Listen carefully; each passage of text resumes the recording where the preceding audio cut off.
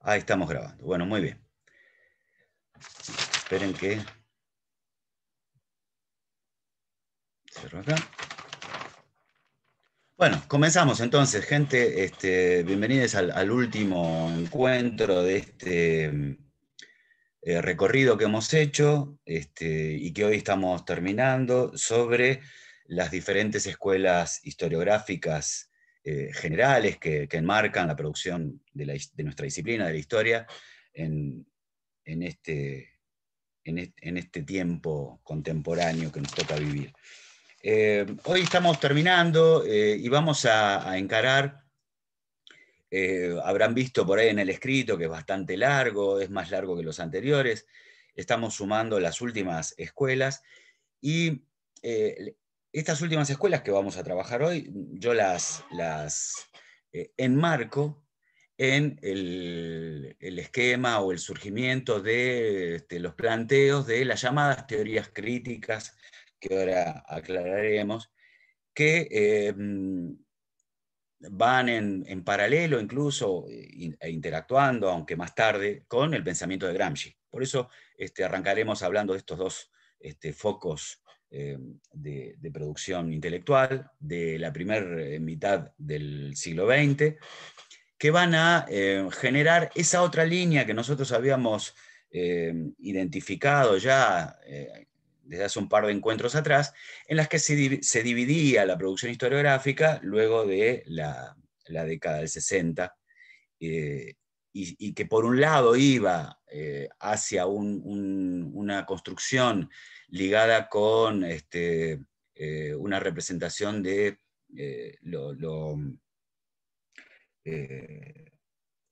relativo, ¿no? El criterio relativista de la cultura, que implicaba una concepción ahistoricista, es decir, negar no solo el sentido, sino la posibilidad de hacer historia. Entonces vimos en el encuentro pasado sobre todo, cómo esas corrientes que tuvieron mucha difusión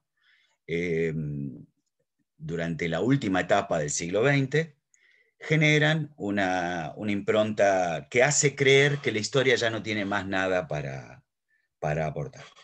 Pero decíamos también que subterráneamente van a irse desarrollando otras escuelas vinculadas con otras perspectivas que ahora lo estamos explicitando, serán las teorías críticas y el pensamiento de Gramsci, que irán por abajo, que serán cuestionadas, pero que en un determinado momento, sobre todo en el ingreso al siglo XXI, eh, tendrán un protagonismo académico que es lo que hace que nosotros demos cuenta de estas líneas historiográficas y con la cual estaremos llegando al final del recorrido y completando ese mapa de escuelas historiográficas que ustedes tienen desde los primeros encuentros. Muy bien.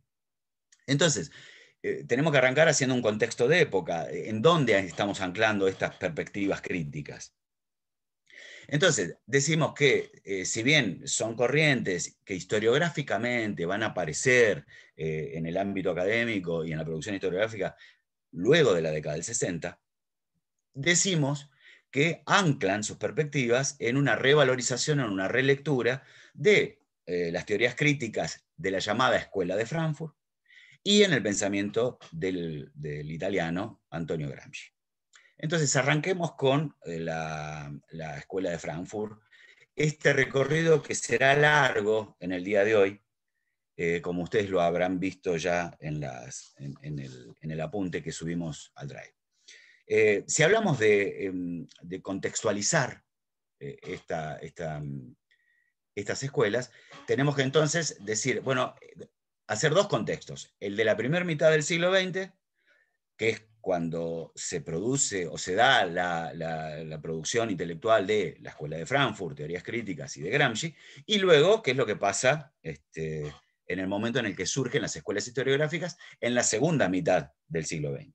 Entonces, la primera mitad es fácil, ustedes ya lo saben porque lo venimos charlando, ¿no? Esto de que la escritura de la historia va a estar signada en la primera mitad del siglo XX por, o mejor dicho, vamos a anclarlo bien, bien específico. La escritura de estas escuelas fundamentales, teorías críticas de la Escuela de Frankfurt y Gramsci, van a estar ancladas en un contexto signado por la crisis del 30, ¿no? Que ya hemos hablado de esto, que junto con la Primera Guerra Mundial van a generar una caracterización de crisis del sistema capitalista en general, ¿no? Que se va a agudizar con la Segunda Guerra. Pero a su vez, la década del 20 implica también el surgimiento de los llamados fascismos, o del fascismo y del nazismo, ¿no? Con lo terrible que tiene esa experiencia, incluso antes de la guerra. Incluso antes de la guerra, ¿no? Y lo tenemos que señalar porque precisamente estos autores fundantes, ¿no?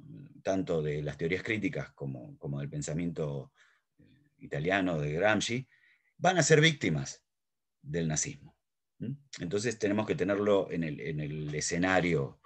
Lo otro que aparece es la Revolución Rusa, que es la primera revolución socialista que un Estado lleva adelante, o mejor dicho, que se lleva adelante en un Estado que se convierte en Estado proletario, ¿no? Lo cual va a implicar, va a tener un impacto en la proliferación de los partidos comunistas hacia adentro de cada país, no solo en Europa, sino en el resto del globo. Va a haber una proliferación de partidos comunistas que se ven alentados por el triunfo de la Revolución Rusa. Y lo otro es la creación la conformación de una nueva internacional, la Tercera Internacional, ¿no? A la que denominaremos, o a la que se autodenominará Cominter, ¿no? Esa Tercera Internacional va a tener una clara identificación con la Revolución Rusa y tendrá, primero de la mano de Lenin y luego de la mano de Stalin, un claro criterio ordenador para la vida de los partidos comunistas de todo el globo, ¿sí? Nosotros profundizaremos en esta incidencia de la Tercera Internacional en el pensamiento de los partidos comunistas, lo abordaremos un poco más en el segundo módulo, cuando abordemos, ¿no?, el pensamiento de las izquierdas en la Argentina y cómo veremos que está influida directamente o determinada incluso por lo que diga la Tercera Internacional y básicamente lo que diga el Partido Comunista Soviético. Bueno, entonces ese es el otro elemento a tener en cuenta en este esquema. Lo otro que sucede también a principios del siglo XX es una revolución tecnológica que nosotros la conoceremos como el Taylorismo / Fordismo, ¿no? Es esa automatización, racionalización de la producción que implica los elementos como la cadena de montaje, ¿no? El ajuste salarial a partir de la productividad, etcétera, etcétera. ¿Y eso qué implica? Implica precisamente una modificación en la estructura de la fábrica. La fábrica del siglo XX ya no será la fábrica de siglos anteriores, ¿no? Tendrá una lógica distinta y una lógica que va a estar basada en criterios de racionalidad y de productividad, signados directamente con lo que conocemos como Taylorismo y Fordismo. Los damos por supuestos, si hay alguien que no sepa bien qué es esto, teniendo en claro los nombres. Taylorismo proviene de Taylor, que es un industrial, lo mismo que Fordismo proviene de Ford, industriales que van a darle una vuelta racional a la producción. Y lo pueden buscar con esos nombres y hay mucha información dando vuelta. Muy bien, y el último elemento será la irrupción de la Segunda Guerra y un elemento muy, muy significativo, que será el pacto germano-soviético que se da en las postrimerías de la Segunda Guerra, por el cual la Rusia comunista, liderada por Stalin, hace un pacto con la Alemania nazi de Hitler.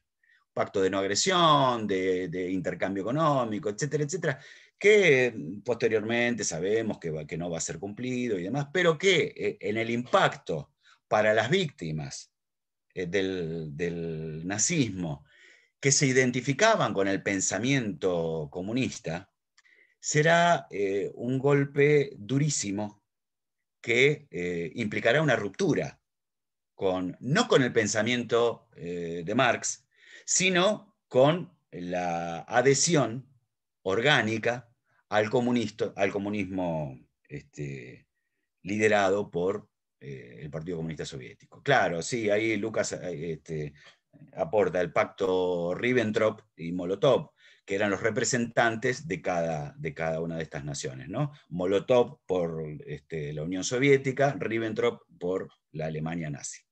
Bueno, ese pacto implicará un golpe durísimo, claro, sobre todo los pensadores de la Escuela de Frankfurt van a ver ahí una traición de sus ideales y una decisión inexplicable frente al horror que ellos están viendo que significa el nazismo, ¿no?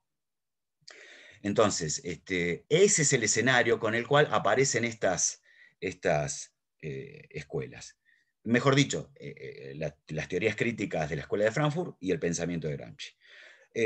Voy a dar algunos elementos sobre estos dos focos de pensamiento, y cuando nos metamos en las escuelas historiográficas que abrevan en este pensamiento, haremos otra contextualización. Si me olvido en ese momento, díganme, para poder entender qué eventos históricos son los que favorecen la centralidad académica que estas escuelas historiográficas van a tener, que estamos viendo hoy, van a tener en la segunda mitad del siglo XX.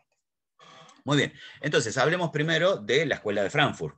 Si hablamos de teorías críticas, gente, cuando hoy en día, sobre todo los que trabajamos en docencia, ¿no? Siempre encontramos frases del estilo de, en las planificaciones, ¿no? Y nosotros mismos las ponemos. Generar pensamiento crítico en nuestros estudiantes y la mirada crítica, etc. Cuando hablamos de mirada crítica o de teorías críticas, estamos hablando inevitablemente de la Escuela de Frankfurt, que es un grupo de intelectuales alemanes de la década del 20, entre los que mencionaríamos a Theodor Adorno, Max Horkheimer, Walter Benjamin, Erich Fromm, Herbert Marcuse, más tardíamente Jürgen Habermas. Es decir, toda una serie de intelectuales y varios otros que se nuclean en torno a un instituto que van a crear ellos en la Universidad de Frankfurt, ¿no? Que ustedes saben que la experiencia entre la Primera Guerra y la Segunda se produce la caída de la monarquía en Alemania, y dicho muy esquemáticamente, y se lleva adelante una experiencia democrática interesantísima que es la República de Weimar en Alemania. Bueno, donde aparecerán expresiones artísticas de altísimo vuelo, entre ellas la Bauhaus, que es una expresión que va a buscar llevar el arte a los objetos cotidianos, ¿no?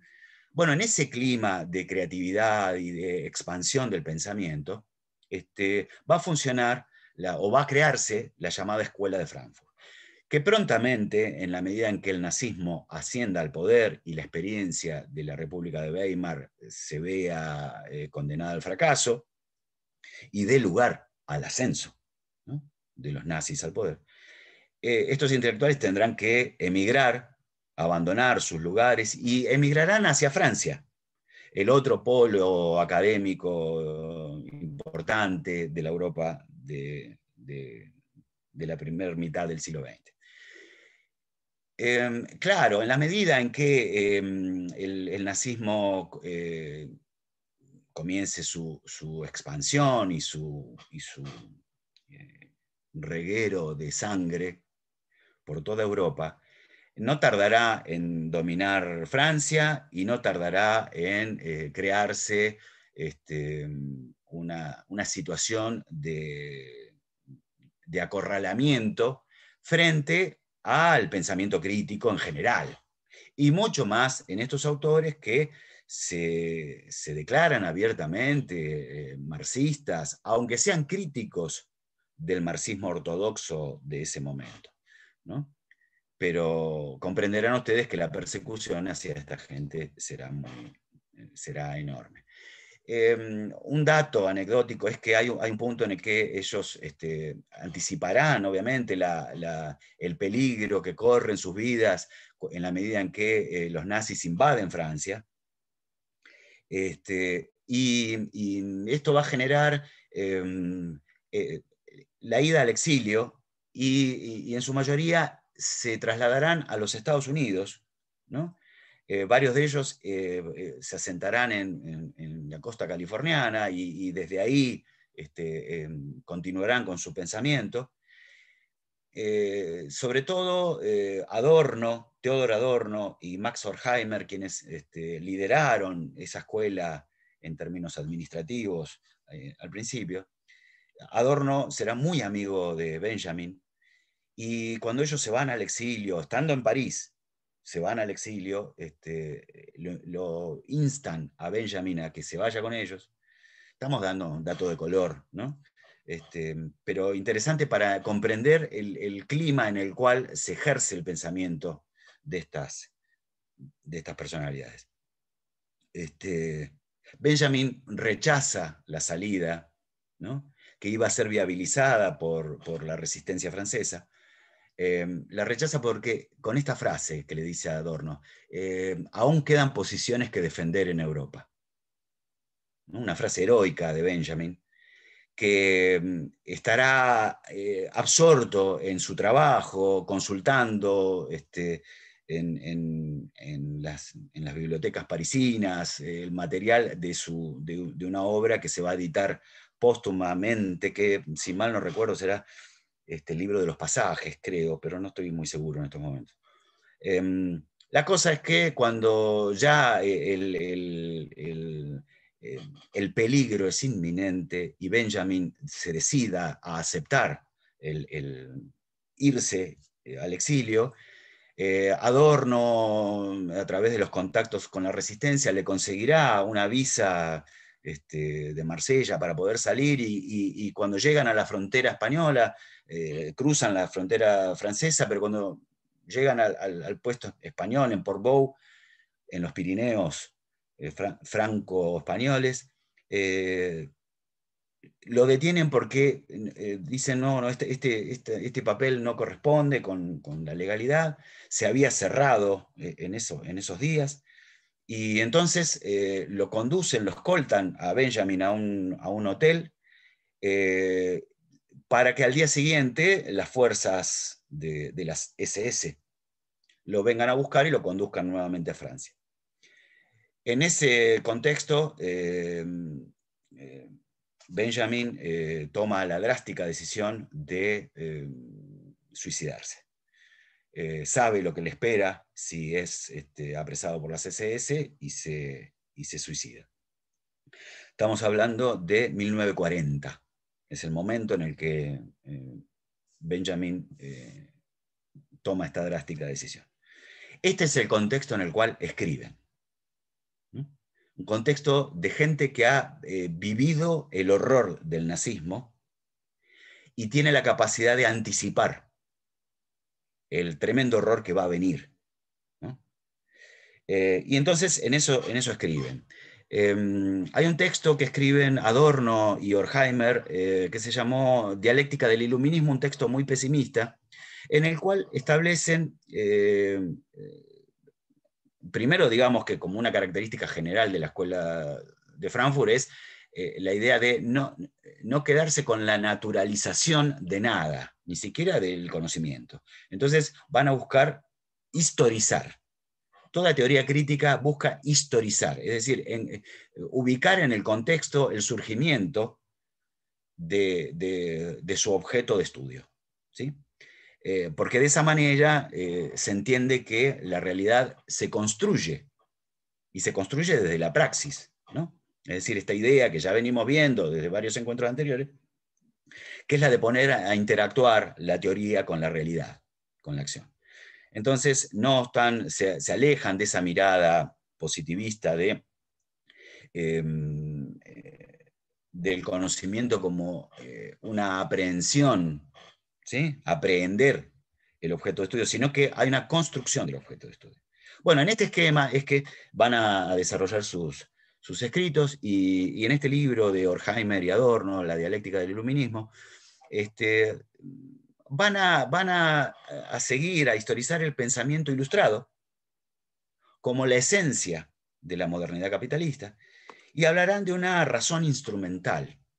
En tanto, ese concepto les permite decir que la ilustración llevada adelante por la burguesía como sector social pone en juego una razón instrumental que lo que hace es ejercer el dominio sobre la naturaleza y sobre los seres humanos, entendidos todos como recursos.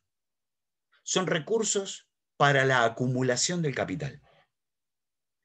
Entonces, frente a esta idea, ¿no?, de que la ilustración entroniza un tipo de lógica, un tipo de razonamiento, ¿no?, al que van a llamar razón instrumental, es que van a considerar que el nazismo es la expresión máxima de esa razón instrumental, en tanto racionaliza una máquina de destrucción para eliminar todo obstáculo en su idealización de la sociedad, en su idealización racional. Entonces es un texto tremendamente pesimista, pero descriptivo, desde una intelectualidad aguda y profunda, ¿no? Entonces, ahí es donde Adorno dirá su famosa frase, no se puede escribir poesía después de Auschwitz, ¿no? Auschwitz, el paradigma del campo de concentración. Entonces, buscarán, y lo hará explícito Adorno, ¿no?, yo se los pongo en el escrito, esto de evitar que se repita nuevamente en la historia de la humanidad un Auschwitz. Es decir, el nazismo para esta gente es una ruptura de la civilización, ¿sí? Es el delirio llevado al extremo de cosificar al ser humano, ¿sí? No hay otra manera de poder comprender racionalmente el horror que significa el nazismo. En esta línea, Benjamin tiene un texto que reflexiona, ¿no?, sobre, elabora una serie de tesis sobre la historia, y considera que todo documento de cultura es un documento de barbarie. Dicho no literalmente, estoy citando de memoria, pero esta es un concepto poderoso en el pensamiento historiográfico de Benjamin. Benjamin es filósofo, no es historiador, pero está pensando la historia, ¿no? Dice, todo documento de cultura es un documento de dominio, es un documento de barbarie. ¿Por qué? Porque es producto de los sectores dominantes, de los sectores que poseen los elementos que producen la información y la cultura. Entonces están llevando la posesión de los medios de producción, ya no solo del ámbito de la producción material de mercancías, sino también al ámbito de la cultura, ¿sí? ¿Se acuerdan que esto lo habíamos visto cuando hablamos de los historiadores marxistas británicos? ¿Sí? Bueno, ellos lo toman de acá, de la escuela de Frankfurt, ¿no? Entonces, esta materialidad de la cultura, ¿no?, que se hace presente acá, pone de manifiesto, ¿no?, en el pensamiento de Benjamin que precisamente la posesión y control de los factores de producción en manos de un sector, ¿sí?, hace que la producción cultural sea, con su correlato en cuanto a producción de información y por lo tanto producción de sentido común en la sociedad, ¿sí?, sea el de una cultura de dominio. Entonces poner esto en el escenario hace que, primero que nada, rompamos con una lógica que después retomarán los del pensamiento posmoderno, que creerán ver en la Escuela de Frankfurt un antecedente, ¿no? Ya que niega la posibilidad de la razón para construir la historia. Y acá lo que tenemos que decir es que la Escuela de Frankfurt se distancia de esa perspectiva posterior que será la posmodernidad, en el sentido de que la crítica que hacen a la razón ilustrada es una crítica bien situada y bien caracterizada. Dicen, la razón ilustrada es la razón de la burguesía para llevar adelante el sistema capitalista. Cosa que los posmodernos no van a aceptar, ¿no? De hecho, ya vimos en el encuentro pasado cómo la posmodernidad terminaba siendo funcional a lo que conoceremos como neoliberalismo. Bueno, entonces, volviendo a la escuela de Frankfurt, volviendo a Benjamin. Benjamin planteará entonces, será muy crítico de la teleología marxista, ¿no? Esta idea de que la historia tiene una finalidad que se concreta en la sociedad comunista, ¿no? Y que entonces él critica cierto utopismo, ¿no? Que hace que los militantes o los adherentes a una perspectiva de emancipación se confíen en el curso natural de la historia, ya que naturalmente llegaremos a ese paraíso o esa sociedad sin clase. Benjamin es muy crítico de esta idea, dirá que no, que esto no es así, y argumentará, viendo que es en cada presente donde se dirime la lucha por darle continuidad a la opresión o por interrumpirla. Pero que el presente no da elementos para saber a priori, de antemano, cuál será el resultado de ese conflicto, cómo se dirime, pero sí considera que en cada presente hay una oportunidad de emancipación. ¿Por qué? Porque es el momento en el que se da esa lucha por continuar la opresión o por liberarse de ella. De esta manera, acá Benjamin va a estar atravesado por otra de sus pasiones, ¿no? Que será cierto mesianismo que le proviene de su esencia y su vinculación con la cultura judía, básicamente, ¿no? Él será muy amigo de Gershon Scholem, un gran intelectual judío que estudiará la Cábala. Bueno, hay un misticismo que incluso le llegará a que Benjamin diga, al marxismo hay que sumarle la teología, ¿no? Para que sea efectivo. ¿Qué quiere decir con esto, ¿no? Volvamos a esta idea, ¿no? Que si en cada presente existe una oportunidad revolucionaria, es decir, la oportunidad de interrumpir la opresión, ¿no? Entonces el presente ha sido un presente de lucha en cada época, en la cual hubo vencedores, pero también hubo vencidos. Y Benjamin pondrá el acento en la memoria de los vencidos, porque entenderá que rescatar esa memoria es rescatar la posibilidad de la utopía de una sociedad más justa. Porque en cada presente se da esa lucha. Esto es interesantísimo y tiene una potencia hasta el día de hoy, ¿no? En la concepción de la historia, porque no es una historia y no es un presente vacío de sentido, como está en las escuelas historiográficas vinculadas con el pensamiento posmoderno que vimos en el encuentro pasado, ¿no?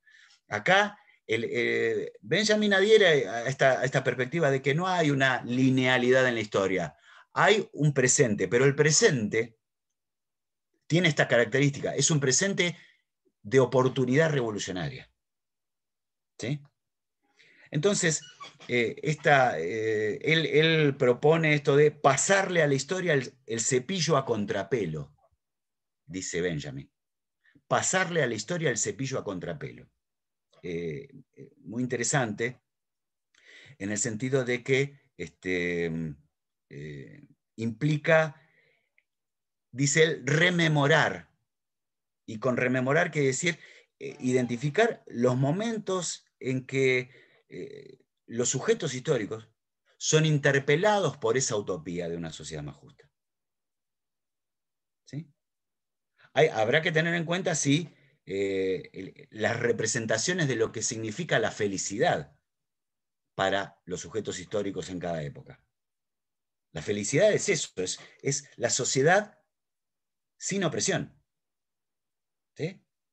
Entonces ahí, por eso es que Benjamin considera o ve en el presente, en cada presente, no en este presente, en cada presente, hacia atrás, ve en cada presente una oportunidad revolucionaria.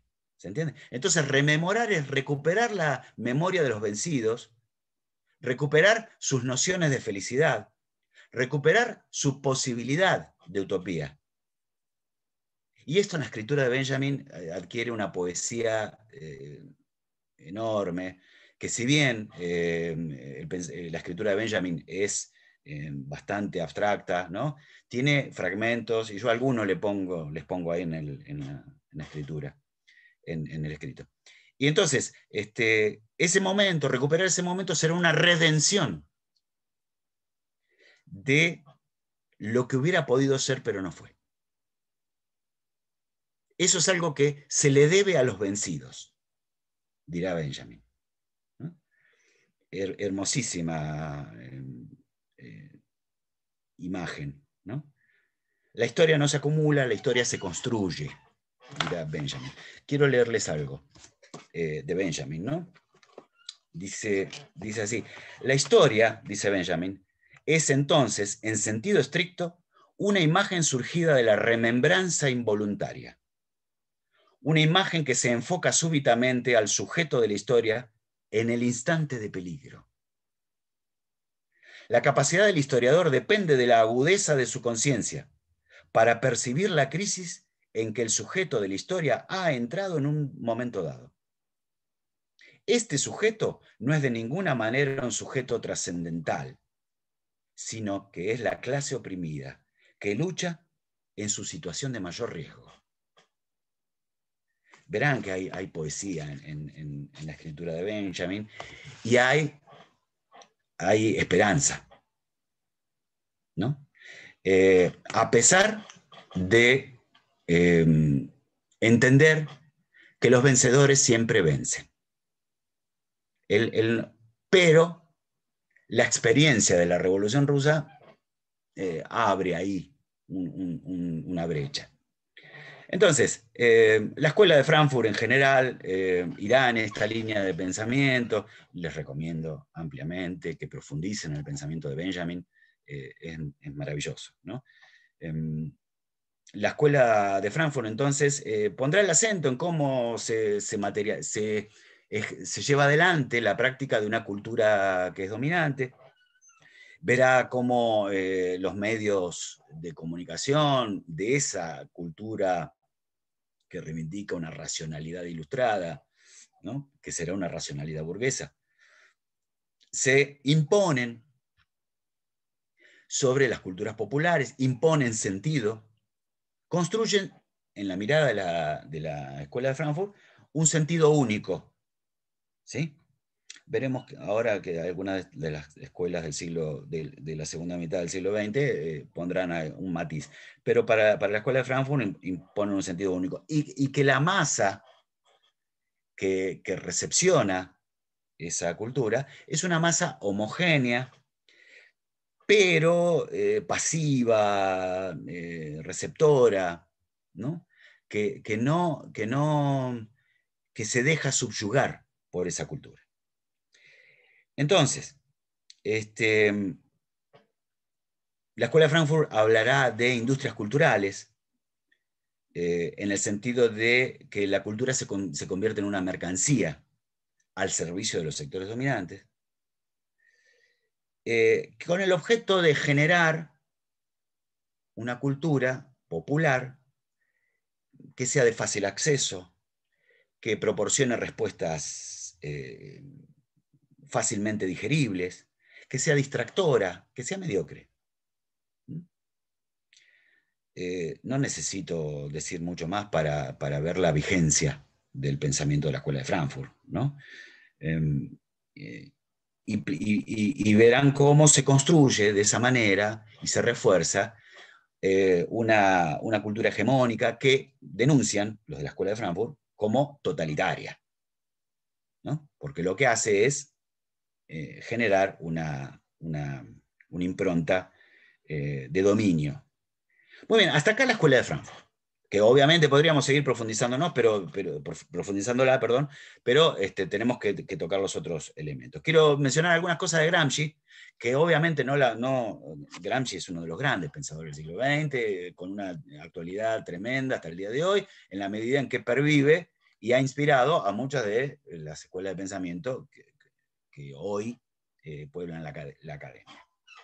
Hasta acá, ¿viene todo bien?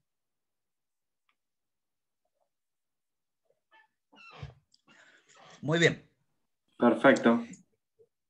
Gracias, Lucas.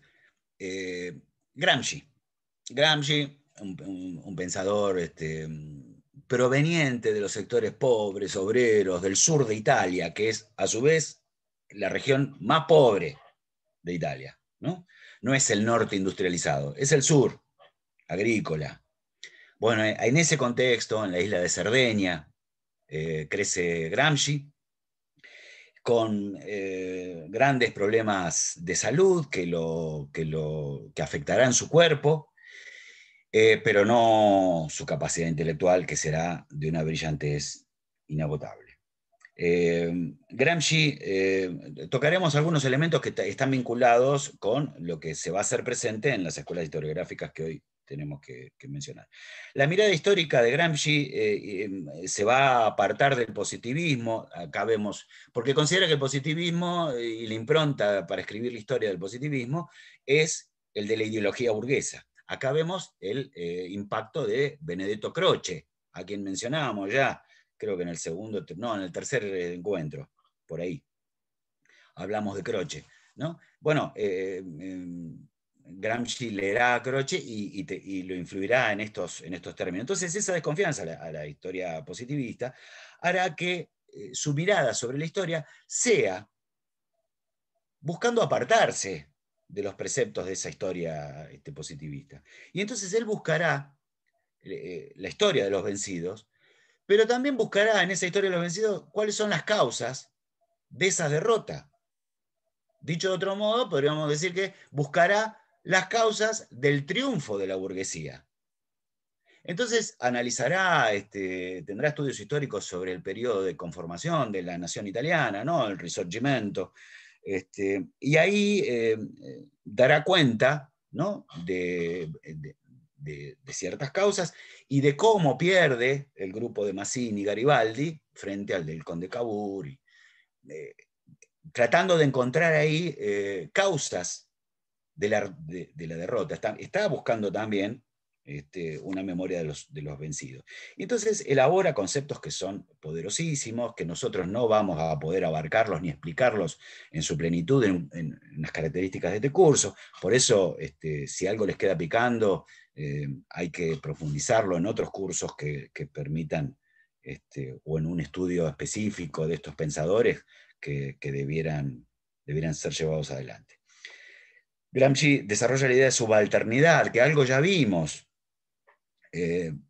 cuando hablamos de pensamiento postcolonial y decolonial. La idea de subalternidad implica que no es solamente un dominio ejercido de un sector sobre otro, implica también el dominio sobre la subjetividad. Es la imposibilidad de los sectores dominados de pensar autónomamente, ya que van a pensar en términos de la cultura dominante. ¿Se acuerdan cuando hablamos de orientalismo? ¿No? Ahí en ese encuentro de las descolonizaciones y el pensamiento postcolonial, ahí hablábamos de esto. Entonces, esa idea de subalternidad es interesantísima. Veamos, a ver, les quería leer algo acá. Dice,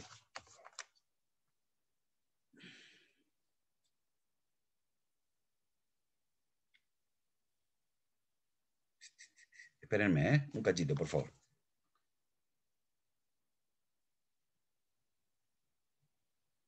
El hombre, dice Gramsci, es sobre todo espíritu, es decir, creación histórica y no naturaleza.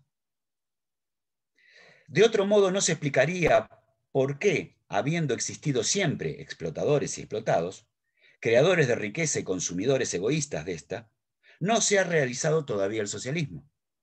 Ocurre que la humanidad solo ha adquirido conciencia de su propio valor paso a paso, lentamente. Y esta conciencia se ha formado no bajo el aguijón brutal de las necesidades fisiológicas, sino con la reflexión inteligente, primero de algunos y después de toda una clase, sobre las razones de ciertos hechos y sobre los mejores medios para convertirlos en ocasiones de vasallaje. Perdón, repito. Sobre las razones de ciertos hechos y sobre los mejores medios para convertirlos de ocasiones de vasallaje en signos de rebelión y de reconstrucción social. Esto quiere decir que toda revolución ha sido precedida de una intensa labor de crítica, de penetración cultural, de reflexión. Con esto vemos que, un ejemplo para graficar, que se corre también de ese determinismo, ¿no? Y de esa finalidad automática de la historia que el marxismo clásico había instalado. Y entonces ve que esos sectores subalternos tienen la posibilidad, en la medida en que aumentan su reflexividad sobre lo que les está pasando, de instalar una brecha. Entonces, cuando habla de sectores subalternos, también ahí abre el concepto de clase. Ya no está pensando solamente en una clase que participa solamente de relaciones de producción, es decir, el momento en el cual se produce la apropiación del excedente, ¿no? La plusvalía del marxismo clásico. Sino también está pensando en sectores que participan de relaciones de clase, es decir, ahí ya no solo están los asalariados, van a estar también sectores, para Gramsci, que por ahí pueden poseer incluso algún pequeño capital, pero que sobre todo no explotan fuerza de trabajo. Ahí es donde para Gramsci considera que hay sectores que no son necesariamente un proletariado homogéneo, pero que sí son víctimas, junto con ese proletariado, de la opresión capitalista. Entonces, al abrir el concepto de clase, está prefigurando algo de lo que ya vimos en los marxistas ingleses, ¿no? Esto de que abre el juego, de que permite que otras identidades se vinculen, que aparezcan. Acá hay algo del pensamiento de Laclau, ¿no? Que ya vimos en el encuentro pasado. Entonces, si se da la posibilidad de llegar a que esos sectores subalternos logren ciertos consensos, ahí hay una posibilidad de generar lo que él llama una crisis orgánica en el orden capitalista, que debe ser interpretado y aprovechado, ¿no? Entonces, nosotros vamos a tener acá una superación de ese reduccionismo propio del marxismo, en el cual el economicismo que nosotros veníamos planteando que los marxistas críticos o neomarxistas van a cuestionar, que es la sobredeterminación de la estructura por la superestructura, ¿no? Esas dos esferas que van a estar, que van a ser la superestructura o el ámbito de lo simbólico, de lo cultural, que va a estar sometido a la estructura en el pensamiento marxista clásico. Acá ya vimos que los de la escuela de Frankfurt se despegaban de esto. En Gramsci también va a haber una ruptura. Gramsci va a plantear que la praxis del ser humano no se da disociadamente en un ámbito y en el otro, sino que se da integradamente. Entonces él integra las dos esferas, ¿sí? La de la base y la de la superestructura. Del mismo modo que lo hacían los de la escuela de Frankfurt, ¿sí? Acá lo que vemos es que la praxis, la acción concreta y la acción meditada que era lo propio de la praxis, es lo que va a generar que esa vivencia unificada de las condiciones de explotación permita el surgimiento de la conciencia. Hablará de bloque histórico, ¿sí? Y en esto como una superación de esta dicotomía, ¿no? O tensión entre la estructura y la base. Fíjense, hay un pequeño fragmentito que dice lo siguiente: si la relación entre los intelectuales y el pueblo-nación, entre dirigentes y dirigidos, entre gobernantes y gobernados, es dada por una adhesión orgánica en la que el sentimiento-pasión se convierte en comprensión y por lo tanto en saber, solo entonces las relaciones de representación. Y se produce el intercambio de elementos individuales entre gobernados y gobernantes, entre dirigidos y dirigentes. O sea que se realiza la vida de conjunto, que es la única fuerza social que crea el bloque histórico. Nos está planteando Gramsci entonces que, con la idea de bloque histórico, es que el Estado es un elemento amplio que está al servicio de la dominación y que lo hace no solo en la esfera de la explotación económica, sino que lo hace también en la esfera del dominio cultural, a través de las herramientas culturales o de producción cultural y de sentido a las que el Estado tiene acceso o influencia, ¿sí? Entonces, esta idea más amplia implica que se corre también incluso de la concepción leninista del Estado, ¿no? El Estado es una herramienta ahí que hoy está en manos de la burguesía, pero mañana puede estar en manos del proletariado. Acá lo que plantea Gramsci en algún punto irá en la línea de que el Estado puede ser interpretado desde una lógica instrumental, que es cuando la clase dominante, la burguesía, genera una estructura burocrática para profundizar ese dominio. Y él habla de que es la sociedad política la que lleva adelante ese tipo de Estado. Y es la diferencia de la sociedad civil, y le da un nuevo brío a la sociedad civil, diciendo que, o entendiendo que la sociedad civil es donde se construye esos acuerdos, o esa posibilidad de acuerdos entre los sectores subalternos. Entonces, piensa en un Estado que esté también, no solo protagonizado por una sociedad política que responda a los intereses del proletariado, sino también en vinculación con una sociedad civil que está movilizada, que está atenta y que le impone controles democráticos. Entonces está pensando en otro tipo de lógica política, ¿sí? Que enriquece el pensamiento de Lenin en ese momento. Obviamente ustedes comprenderán que todo esto lo que va a hacer es llevarlo a Gramsci a la cárcel del fascismo, y su pensamiento va a ser eliminado una vez que Stalin accede al poder, y que se publicará básicamente cuando él salga de la cárcel, poquitísimo tiempo antes de morir, ¿no? El fascismo es como que no se quiere hacer cargo de que muera en las cárceles del fascismo, sin embargo, va a morir por el maltrato y por las condiciones pésimas a las que fue sometido, con una salud totalmente débil. Entonces, el pensamiento, el escrito más poderoso, que son los cuadernos de la cárcel, se van a conocer después de muerto Gramsci y de caído Stalin, ¿no? Muy bien, entonces el concepto de hegemonía también implicará que esa clase que se organiza en un bloque histórico y accede al dominio de un Estado así ampliado, ejerce una hegemonía, que es el dominio de ambas esferas, ¿no? La económica, pero también la cultural, donde pondrá el acento en que hace falta una construcción previa, como la que señalamos recién en una de sus frases, ¿no? De conciencia en los sectores subalternos. Muy bien.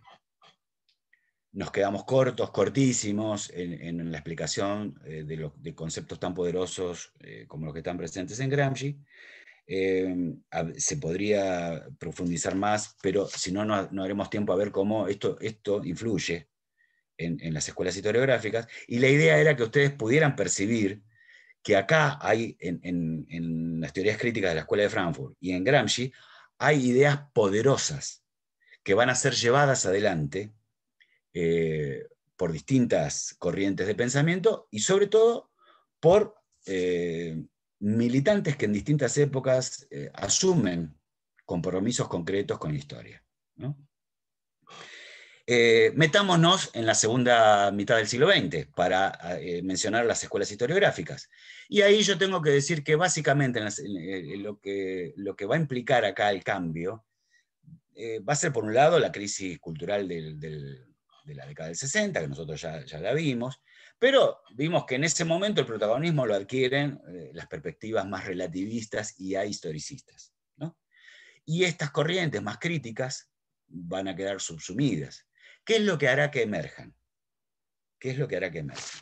Bueno, lo que va a hacer que emerjan será todo el planteo de grupos antiglobalización, ¿sí?, que surgirán sobre todo en la década del 80 en adelante, que implicarán manifestaciones en contra de el G20 y grupos similares, con reivindicaciones ecologistas, que cuestionarán el modo de producción del capitalismo depredador del planeta.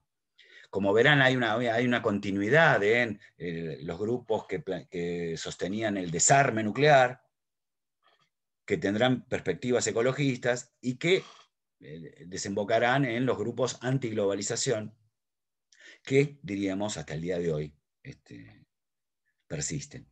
Y lo otro es la crisis financiera del 2008, ¿no? Esa crisis que, digamos, ese es el punto en el que emerge todo un proceso crítico de especulación propio del esquema neoliberal, que hará que tengan protagonismo, sobre todo académico, las perspectivas críticas que están repensando los modelos de acumulación, los modelos de producción, la sociedad y el futuro, ¿sí? Entonces, en ese esquema es que van a aparecer, primero que nada, como un marco general, diríamos que se da un giro en el pensamiento que lo denominaremos enfoque cultural. Y el enfoque cultural va a estar también anclado en el pensamiento de autores británicos, como ya lo hemos visto, pero también de algunos europeos y del tercer mundo también. El enfoque cultural lo que hace es darle bola a la materialidad de la producción, no solo económica, sino también cultural. El intelecto produce, ¿sí? No solamente las manos, el intelecto también produce. Entonces, esa producción tiene una materialidad. Prestar atención a eso hace que el enfoque cultural se pregunte, bueno, a ver, ¿cómo se expresa la cultura dominante? ¿A través de qué materialidad? ¿De qué manera ejerce la opresión sobre las culturas populares? ¿Quién controla la producción de significados? ¿No? Es decir, ¿cómo se construye el sentido común en las sociedades contemporáneas? ¿No? Esto que todos nosotros pensamos que pensamos autónomamente, a mí nadie me mete nada en la cabeza, y sin embargo, veremos que el enfoque cultural nos demostrará que es muy poco lo que, incluso algunos autores dirán, no hay posibilidad de pensar autónomamente, ¿no? En un contexto en el cual los medios de producción de la información y de la cultura están en manos de las clases dominantes. En ese esquema es que también se preguntan cómo se da, cómo es el proceso de apropiación de los productos culturales por parte de las sociedades, o como dicen algunos de ellos, de decodificación del mensaje, ¿no? Del mensaje cultural. Entonces ahí es donde hay autores más ligados con la perspectiva marxista, que serán, entiendo, una mayoría, pero habrá autores que no están ligados con esta perspectiva o que son críticos de ella. y que se quedan por ahí en la dimensión más de interpretación del código, ¿sí? Y en qué medida todos los sectores de la sociedad tienen acceso al código para interpretar la cultura o no lo tienen, ¿sí? Pero no se cuestionan por la producción de la cultura, y eso sí hacen los marxistas, ¿sí? ¿Cómo es que se produce la cultura dominante? Entonces aparece un criterio que, sumado a otros como el de imaginario social o discurso como el que ya vimos, le dará fuerza a este pensamiento, que es el criterio de representación. Representación, el enfoque cultural entenderá que son sentidos compartidos, viabilizados a través del lenguaje. Es decir, representación es el significado que yo me hago al decodificar un mensaje cultural, ¿no? Pero ese sentido que yo le encuentro se comparte en la medida en que hay un diálogo social, en la medida en que hay una reflexión, ¿no? Pero, ¿qué pasa si el sentido no se construye de esta manera? Si el sentido es impuesto, ¿no? Entonces ahí es donde pueden dar cuenta de las relaciones de dominio en el ámbito de lo cultural. Un ejemplo de esto puede ser el cuadro de Magritte. Yo les pongo ahí en el escrito ese cuadro que dice: esto no es una pipa. Magritte pinta una pipa y una leyenda en francés que dice: esto no es una pipa. Entonces, claro, ese cuadro te dispara la idea de qué me está hablando este tipo. ¿Es una pipa o no es una pipa? No, está poniendo el acento en la representación que nosotros tenemos. La pipa no es eso es la representación de una pipa. ¿Pero qué es la representación? ¿Por qué es esa y no es otra? ¿Quién controla esa representación? ¿Mm? Entonces, se accede a un esquema que devela el modo en el cual se imponen los sentidos a través de matrices culturales. Acá está la idea de industria cultural de las teorías críticas, ¿no? Hay un jamaiquino, Stuart Hall, ¿no? que pone algunas diferencias con la Escuela de Frankfurt, y dice: los receptores de la cultura no son una masa homogénea, sino que al revés, es una masa pero fragmentada, diversa. Acá incorpora la idea de diversidad, ¿no? Y por lo tanto, la actualización de la producción de cultura también implica que hay mensajes que son diversos. Y entonces, en esa diversidad de mensajes también aparece la posibilidad de que el receptor se siente identificado o no se siente identificado.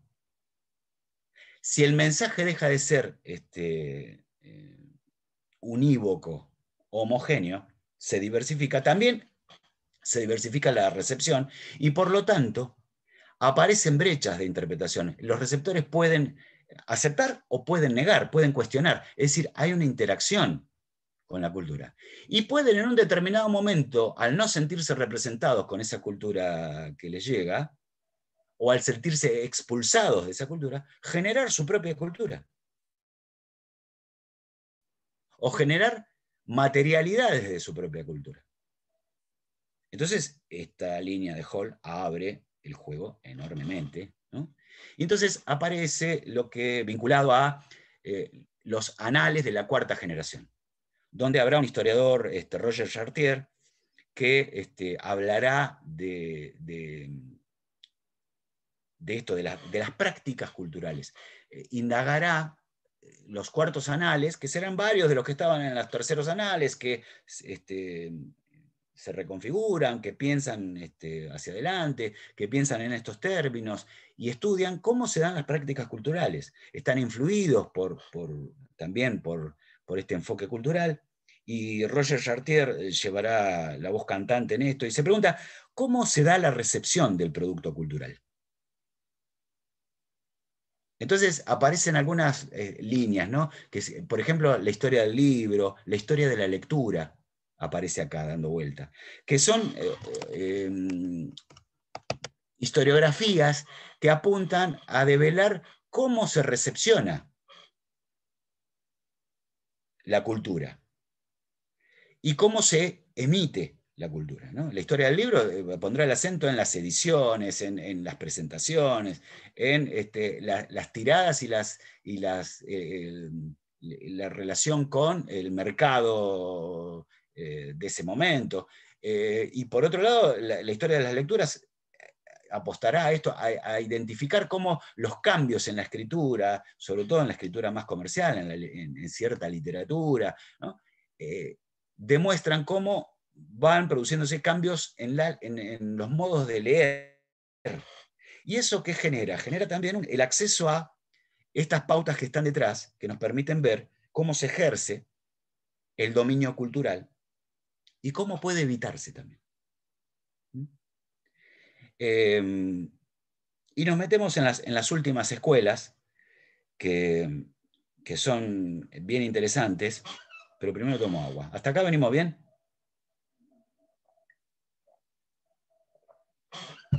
Bueno, gracias por los cabeceos que veo ahí. Sí, venimos. Muy bien, están. Quiero mencionarles la microhistoria, ¿no? La microhistoria surge en la década del 60, ¿no? Son herederos de unas publicaciones vinculadas con el marxismo que se llaman los Quaderni Storici, cuadernos de historia. Con autores como Carlo Ginzburg o Giovanni Levi, que pondrán el acento en el cambio de escala. Como su nombre lo indica, mirar en lo micro cómo se expresa las matrices culturales imperantes en la época. Guarda que esto no es hacer historia local. No confundan historia local con microhistoria. Microhistoria es cambio de escala. Es analizar un fenómeno, pero en una escala abarcable, en la cual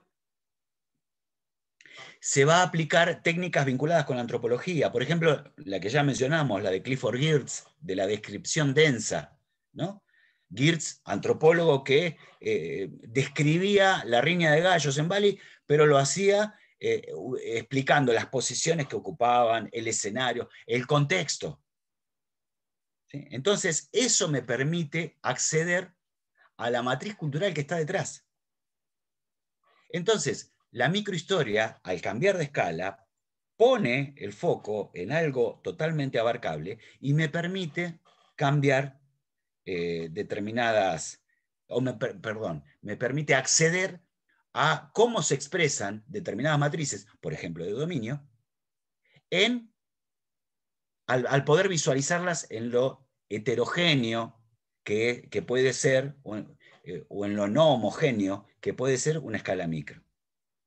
Lo que a nivel macro uno puede ver como un fenómeno más homogéneo, un fenómeno cultural más homogéneo, en lo micro empezamos a ver rupturas, ¿no? Por ejemplo, yo les pongo un ejemplo acá que habla, fíjense, espérenme que llego, página 9, página 9, acá estoy.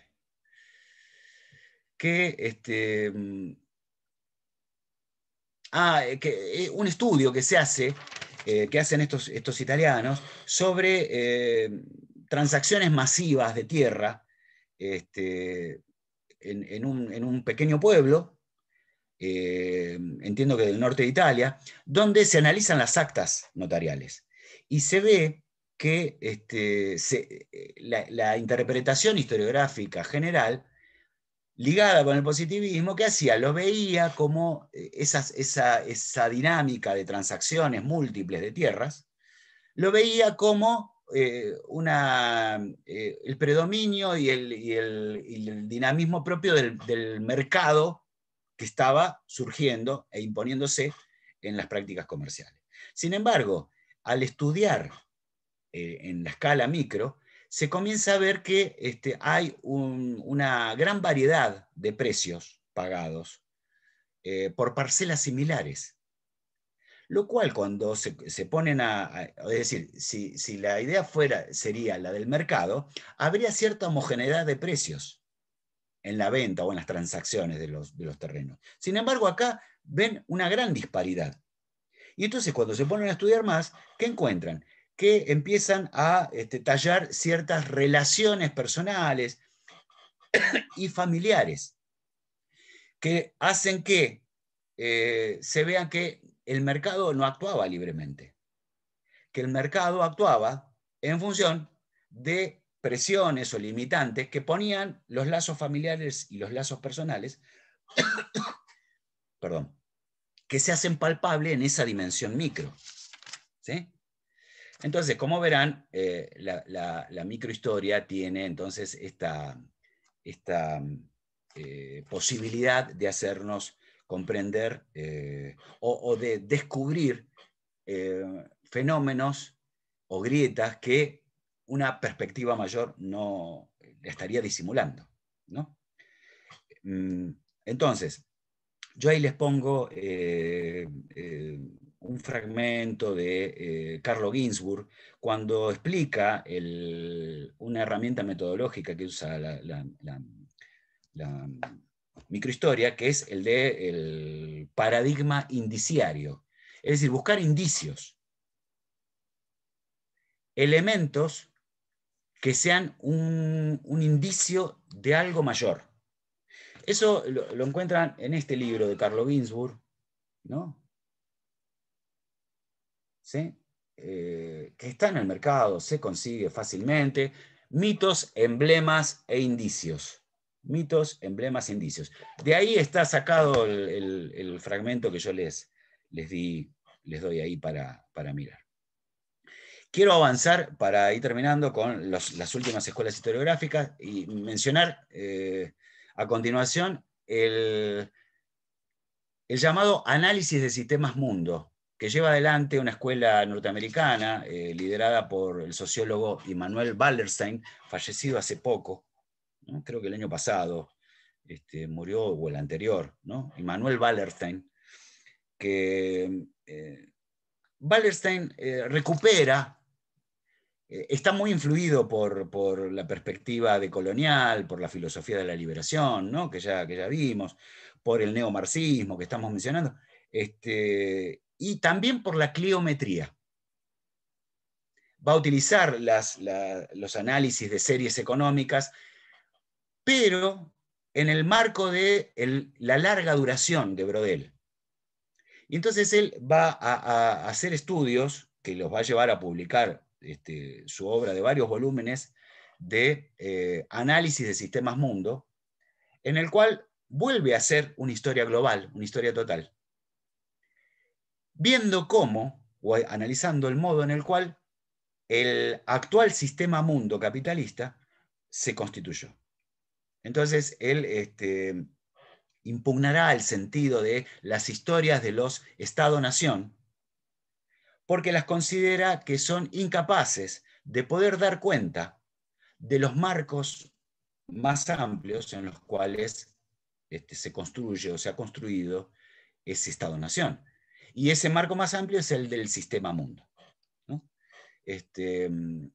Entonces, en ese esquema recupera los estudios económicos y cae en usar ciertas categorizaciones o ciertos esquemas. Por ejemplo, el dado por un ruso, Kondratiev, que hablaba de que así como que la economía capitalista tiene ciclos y tiene varios niveles de esos ciclos, ¿no? Ciclos de crisis y ciclos de auge, ¿no? Y que la economía capitalista iría oscilando entre esos ciclos.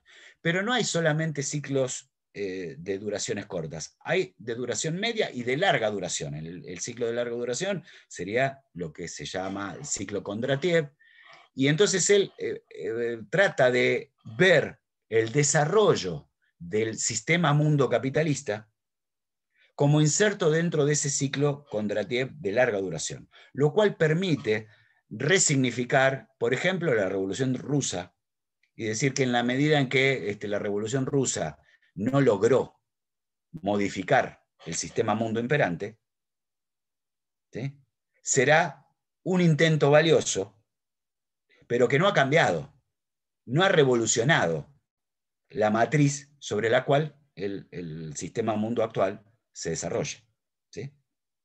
Un pensamiento sumamente interesante, y su obra, la de Wallerstein, que recuperará muchos de los planteos de los primeros anales. Fíjense que está recuperándolo a Brodel, y de hecho el centro de estudios donde gira todo esto se llama Centro de Estudios Fernand Brodel, ¿no?, en Estados Unidos. Quiero pasar y mencionar a las últimas dos escuelas con las cuales estaremos terminando. Primero que nada, mencionar una escuela de vanguardia, como son los estudios de género, ¿no?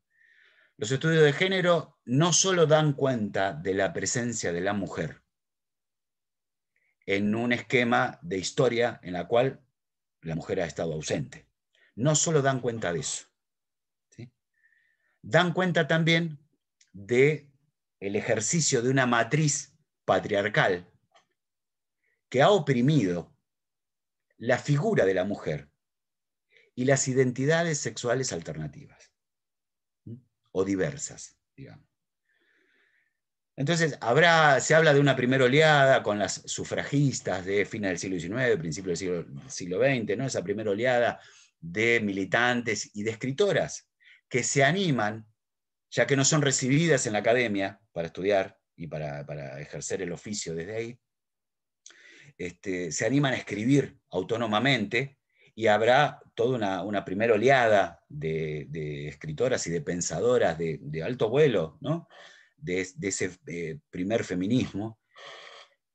Y la década del 70 implicará el auge, el crecimiento de una segunda oleada, y hay autoras que hablan incluso de una tercera oleada en estos momentos. Pero yo básicamente lo que quiero decir es que es un pensamiento absolutamente vital para la historia, el de los estudios de género. No solo porque da cuenta de la construcción histórica alrededor de un sujeto que siempre ha sido masculino, blanco, heterosexual, ¿no? Y los estudios de género ponen en tensión y demuelen esa construcción, sino porque también ponen en tensión el sustrato mismo del sistema capitalista. Y demostrando que el sistema capitalista es patriarcal, o que la expresión máxima del patriarcado se expresa en el capitalismo, ¿sí? Y esto, en tanto, piénsenlo, en términos de época, la época de surgimiento, siglo XVIII, siglo XIX, del capitalismo, impera una moral que divide las esferas de la acción entre lo público y lo privado. Lo privado es el ámbito de la mujer, ¿no? De ahí la idea de ama de casa. Y ese trabajo no reconocido, no remunerado, es lo que ha permitido que el hombre se exprese en la esfera de lo público, que es el ámbito de la producción, ¿no? Entonces el capitalismo ha sido patriarcal, surgiendo de una primer explotación, que es la de el hombre sobre la mujer, ¿sí? Esa idea es poderosa ya no más para revitalizar esto.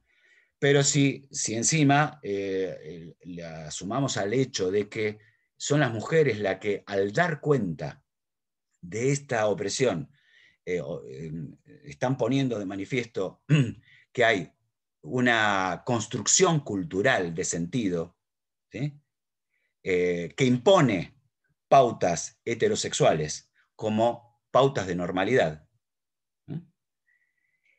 Al ponerlo en tensión, hemos visto en los últimos años cómo eso estalla y da lugar a que surja el reconocimiento a la diversidad sexual y a entender que, si bien el sexo es lo biológico, el género es una construcción cultural. Habrá pensadoras feministas que ponen en tensión incluso esta división entre lo sexual como lo biológico, lo de género como lo cultural. Pero ya más allá de esos debates internos, esta tensión lo que hace es precisamente permitir y posibilitar la visualización de una estructura de opresión que hasta el momento no estaba visible. Y que hace que nosotros, los varones, que no nos dábamos cuenta de eso, tengamos que asumir nuestras responsabilidades en estos temas, ¿no? Yo les pongo ahí un texto como documento de una historiadora francesa, Michelle Perrot, que es una de las historiadoras de género más significativa, sumado a figuras como la de Judith Butler, ¿no?, del pensamiento feminista. O les doy como bibliografía la introducción a un libro de Dora Barrancos, ¿no?, historiadora. Claro, justamente les doy el prólogo al Calibán y la bruja. ¿Sí? Perdón, menciona en el texto Dora Barrancos la obra del Calibán y la bruja de Federici. Pero bueno, ahí hay todo un tema para meterse, para trabajar y para estudiar, para generar una producción historiográfica, ¿no? Y finalmente, gente, es decir, los estudios de género hoy son la vanguardia, es por donde va el pensamiento y la renovación y la posibilidad de emancipación general, ¿sí? El marxismo actual dice no habrá revolución si no es feminista. Y claramente es así. Y finalmente quiero mencionar el grupo de estudios que se expresa como algo novedoso, que permite la continuidad de muchas de las escuelas que hemos visto, que es el de la historia reciente, historia actual, historia del tiempo presente, con distintos nombres, que lleva incluso a algunas radicalizaciones, como el de la historia inmediata, que da cuenta de lo que está pasando ahora, ¿no? La historia inmediata sería la historia de la pandemia. ¿Sí? La historia del tiempo presente abarca un poco más atrás, pero ¿de qué habla? Busca historizar periodos que no han cerrado, que todavía no han concluido. Y eso comprenderán que genera un gran conflicto, una gran aversión. Ha sido una escuela historiográfica que le costó ganar terreno, que presenta fortalezas y debilidades, pero que es un campo en construcción, del cual la Argentina es uno de los países que está a la vanguardia de la producción historiográfica de historia del presente, ¿sí? o historia reciente. Simplemente mencionar que aparecen la idea de campo de estudio en la medida en que lo plantea Bourdieu, ¿sí? como un autor que menciona que todo campo es un campo de disputa, un campo donde se da la lucha simbólica. No lo hemos mencionado a Bourdieu, pero entraría en el grupo de pensadores que tocamos en este encuentro. Él es un sociólogo que ha influido en varias de las escuelas que estamos mencionando. Quiero cerrar con la idea de que uno de los problemas que tiene la historia reciente es el de la dificultad de vincular cuestiones que se dan en lo local con cuestiones que se dan más en contextos más macro.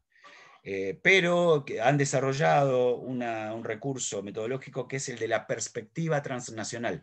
Cuando la historia reciente detecta determinados elementos que se dan en una historia regional o local, empieza a buscar, a ampliar la mirada y ver si no aparecen esos mismos elementos en otras latitudes, ¿no? Entonces esa mirada transnacional permite generar vinculaciones entre lo local y lo regional para ver si es que se están dando el surgimiento de determinados procesos, que no los van a poder explicar cabalmente, ¿sí? Pero que sí pueden empezar a dar cuenta. Y esto es interesantísimo. Muy bien, gente, yo quisiera cerrar acá, bueno, con esto de decirles que lo de la historia reciente es como un paraguas que no anula lo demás, sino que permite también la expresión de muchas de esas escuelas a través de este paraguas. Y eso no quiere decir que está anulado otro tipo de historiografías. La mayor parte de estas escuelas sigue funcionando, sigue produciendo conocimiento y sigue dando el debate de un modo o de otro. Es decir, que rehuyan de todo tipo de discurso que digan, no, esto ya fue. No. Bueno, cuando te dicen así, en general están queriendo ocluir una determinada perspectiva. Lo que sí podemos decir que ya nadie reivindicaría sólidamente es la idea de que hay un sentido único que ya está predeterminado en la historia humana. Eso hay consenso para negarlo. No hay un sentido único. Sí discutiremos si el presente es o no un espacio de lucha de los futuros posibles. ¿Sí? Entonces, desde una perspectiva se dirá que no, desde otra perspectiva se dirá que sí. Pero no hay un destino predeterminado. Lo otro que podemos decir es que, de lo cual se desprende esto que acabo de decir, es que los seres humanos somos responsables de esa construcción del destino. Somos responsables de nuestra historia. Y yo me paro en el lugar de decir que somos responsables colectivos y no individuales. Lo cual implica que hay que salir a construir la historia. No se construye, al menos no únicamente, en términos individuales. ¿Sí? Todas las perspectivas que hemos visto nos aportan algo. Todas las perspectivas nos pueden aportar una metodología, un enfoque, una mirada sobre el objeto de estudio que nosotros estemos llevando adelante. Tenemos que tener en claro qué es lo que estamos estudiando y qué es lo que le estamos preguntando a nuestro objeto de estudio. Entonces ahí veremos cuál de las perspectivas me puede ayudar. Por eso es que ese mapa historiográfico que yo les presenté, se los dije en el primer encuentro y ahora se los vuelvo a decir. Es totalmente plástico. Ustedes mismos y mismas, en la medida en que vayan leyendo, lo irán modificando, establecerán nuevas relaciones. Vieron que yo ahí puse con líneas punteadas cierta influencia y con líneas llenas, ¿no? Una continuidad directa. Bueno, hoy lo miro y diría, bueno, a mí me hubieran faltado algunas líneas puntadas acá o unas líneas continuas en este otro lado. Yo hoy mismo ya lo estoy revisando y no me satisface. Creo que ustedes mismos y mismas pueden ir conformándolo. La intención de este curso ha sido la de dar un mapa, un esquema, que nos haga cuestionarnos también sobre qué historia es la que estamos enseñando. Dejemos de seguir estudiando si seguimos enseñando la misma historia que en el siglo XIX. Ahí creo que tenemos material de sobra para poder entender algunas cosas. Y sepan que yo no soy de los que reniegan de la línea de tiempo. La línea de tiempo nos estructura, nos permite ubicar y ordenar, pero ¿cuál es la información que yo le voy tirando ahí? ¿Y cuál es la reflexión que yo busco que se genere a partir de esa línea de tiempo? Entonces, cada una de las escuelas que hemos visto nos abre el juego. Entonces hay que comenzar a aplicar todo el debate que la disciplina ha venido dando en todo este tiempo, que es, como han visto, absolutamente rico. ¿Sí? Entonces, nada, que este curso nos haya servido para cuestionarnos qué es lo que estamos haciendo, para despertarnos la curiosidad sobre tal o cual escuela e ir a indagarla, para empezar a ordenar algunos autores y autoras que por ahí no sabíamos dónde, con una organización temática que ha sido absolutamente arbitraria de mi parte, ¿no? Sabiendo eso, ustedes pueden tomarla y hacer una mejor versión y ordenar sus escritos. Yo estoy absolutamente agradecido de la participación que han tenido y que nos han permitido encontrarnos los viernes para hablar de historia y de escritura de la historia, de historiografía, que es lo que en lo personal me apasiona. Si les ha interesado, si les ha servido de algo, es la idea que en el segundo cuatrimestre, ¿no? Finalizando el mes de agosto, estemos comenzando con el segundo módulo, que será aproximadamente de 6 encuentros, ¿no? Más o menos como este, donde abordaremos o intentaremos abordar, si lo logramos hacer, las escuelas historiográficas argentinas, ¿no? De mi parte, nada más. Muchísimas gracias por haber estado. No se dejen guiar por mi capacidad de haber podido o no explicarles alguna escuela o algún autor o autora. Porque yo tal vez puedo no haber sido capaz de esa empresa. Y los autores que hemos visto tienen cada una una enorme riqueza en sí mismos, ¿no? Más allá de lo que yo haya podido hacer para vendérselos. Entonces, es interesante que si esto les sirvió para disparar la curiosidad, me doy por satisfecho. Si alguien o alguna dice, estos autores no los quiero ni ver, ahí es donde yo fallé. Porque la idea es que nos podamos asomar a todas estas escuelas de un modo o de otro y sentirnos lícitamente identificados con una mirada, con otra, y después con nuevas lecturas quizás corrernos y modificar nuestra postura, que es lo que todos nosotros hacemos. Bueno, gente, muchísimas gracias por estar y por haberme acompañado hasta acá y habernos acompañado. Hasta acá llegamos. Muchísimas gracias, Darío, y a todos. Muchas gracias. Muy, muy interesante. Sí, muchas gracias, Sí. Darío. Muchas gracias. Gracias. Gracias. Y esperamos el próximo. Nos vemos entonces Totalmente, en el próximo. Nos vemos en el próximo.